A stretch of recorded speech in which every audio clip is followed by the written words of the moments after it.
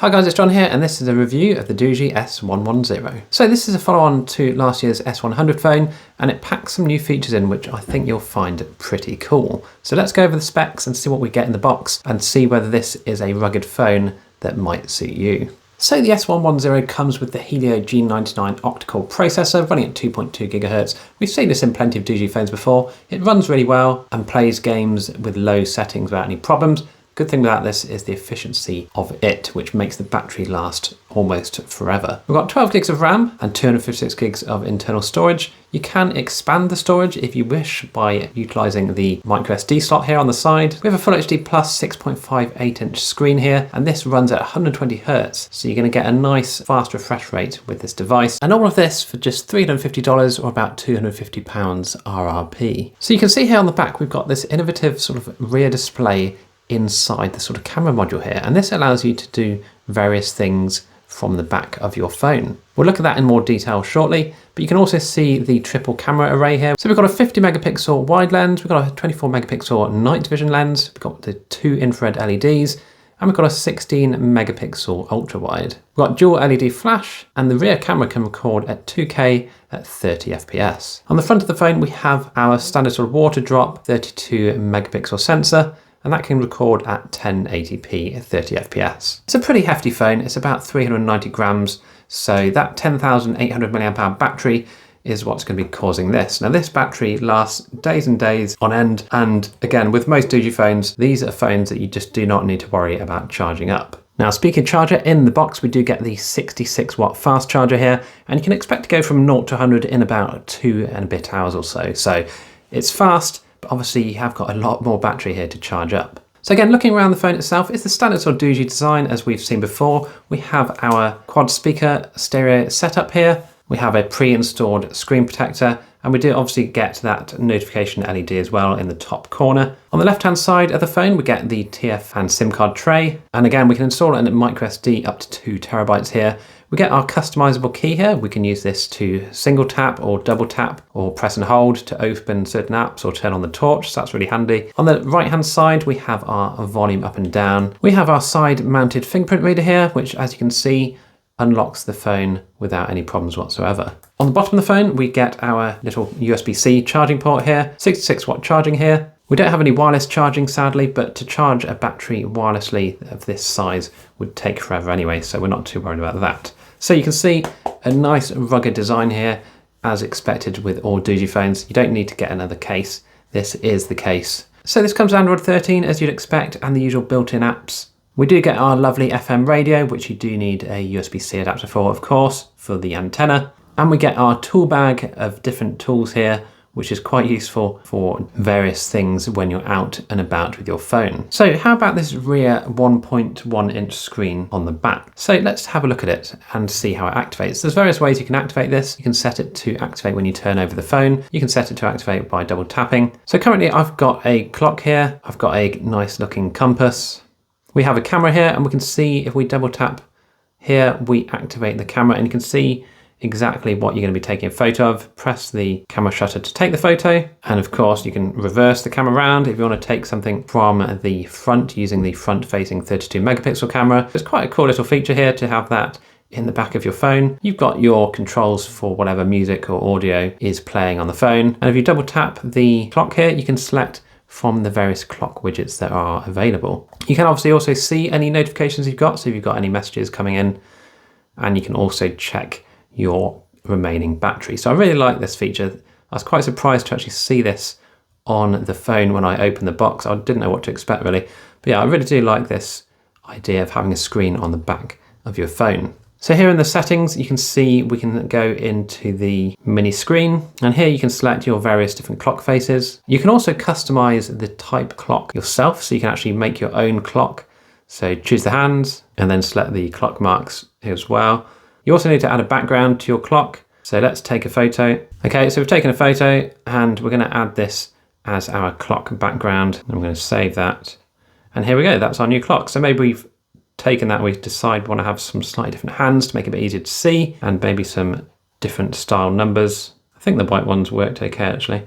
That one looks quite nice. Let's save that as our custom clock, and we've now got this added to the bottom of the phone. So let's click on use, And when we turn over our screen now, we can see our little clock that we've just made on the back of our phone. So there's a few different customizations for the compass as well, just so you can choose a slightly different style. You can set the timeout, so you can have it left on forever, and that will just never time out. Set the backlight level, and these are the other settings you can also configure. So I think it's a really nice little feature to quickly access information and quickly see things on the back of your phone if it's just lying on a table. So now that's just going to stay on, not using a huge amount of battery. Obviously this is just a 1.1 inch screen. So how good are these cameras on the back? Well, let's just take a quick look at some photos and videos I've taken, and then you can be the judge of what the quality is like. Now, obviously there's no optical image stabilization here. We do have some digital electronic image stabilization. Okay, so here we are with some 2K video recording on the Doogee S110, and I've got EIS turned on, so no OIS sadly, but hopefully we'll be able to see how this handles a bit of wind, quite a bit of sunshine, and just general talking towards the phone. Now in the very bright sun, it is quite difficult to see the screen.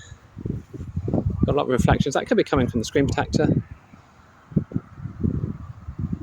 Looks like the colours are represented pretty well.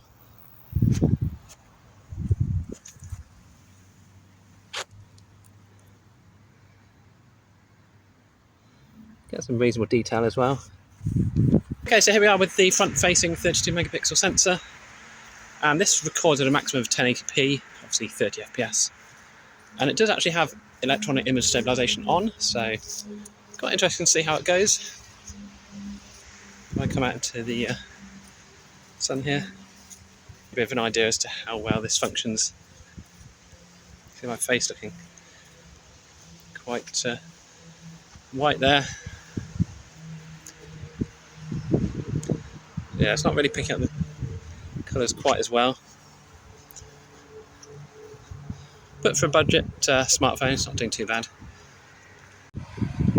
Okay, so here we are with the 16 megapixel ultrawide sensor on the back. This does record at a maximum of 1080p at 30 FPS as well. And sadly, there's no image stabilization on this one. So you get what you get with your ultrawide versus the main lens there.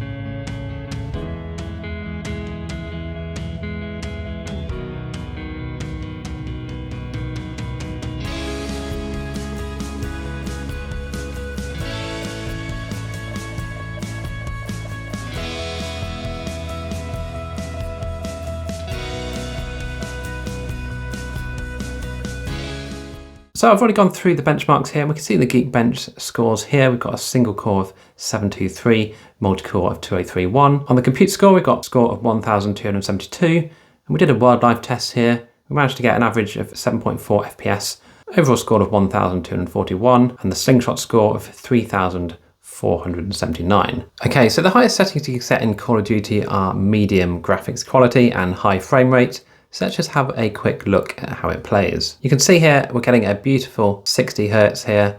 Absolutely no problems whatsoever with this. I mean, it looks so smooth on this screen. Don't forget this screen is a 120 Hertz display, but yeah, it's so smooth. Well, Call of Duty is just obviously so well optimized. It's not really a surprise. So let's move on to PUBG next, and we'll see how that fares. Okay, so in PUBG, these are probably the best settings you can get here, smooth and ultra. You can go HD and high if you wish, but that's obviously a slightly less frame rate. So we're going to stick with smooth and ultra in PUBG. And you can see here, as to be expected, 30 FPS. It's absolutely fine and playable, but it is obviously just locked at that 30 FPS, sadly. Okay, so here we are in Genshin Impact. Of course, we're on the lowest settings in 30 FPS. You can see the game does play pretty well still. There's a few glitches every now and again, but overall it's a pretty smooth experience for this G99 processor. We can try it on 60 as well, and you can have a bit of a comparison there. We'll turn off the anti-aliasing, and here we are at 60 FPS. And you can see there slightly more loading as we run around. But again, overall still not too bad, and more than playable, I'd say. So for $350, or about £250 or so, you're getting quite a lot of phone here for that. You're getting a massive battery, basically, with this quite cool rear display here that we customized earlier for your clocks, your notifications, and your music control. But yeah, that back screen feature is really cool. I really like that idea of having that secondary screen there on the back of your phone. So let me know what your thoughts are on the Doogee S110. I'm pretty impressed with it. Obviously I'd go with this over the S100 now. If you've got any questions at all, let me know down below. I have put an affiliate link to this in the description if you want to pick one of these up. And yeah, any questions about any apps or anything compatible with this phone, let me know. I'll do my best to answer them where I can. So thanks again for watching, and I'll see you in the next video.